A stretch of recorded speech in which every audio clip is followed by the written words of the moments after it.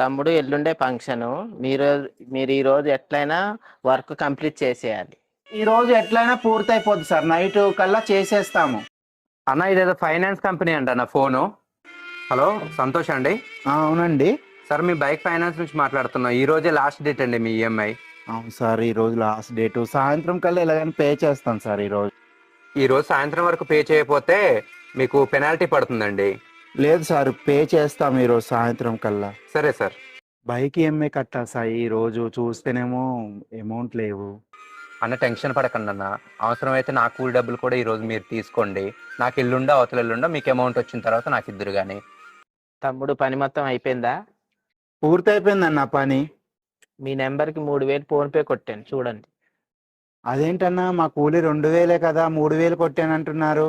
ఇందాక నేను వచ్చే ముందు ఆ అబ్బాయితో ఈఎంఐ ఏదో కట్టాలంటున్నావు కదా, అందుకని 1000 రూపాయలు ఎక్కువ కొట్టాను.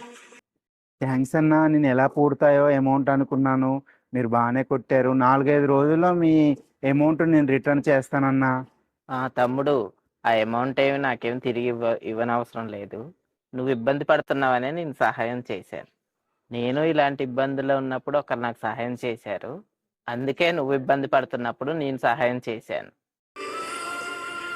ఎప్పటికైనా మనుషులకి మనుషులే సహాయం చేసుకోవాలండి.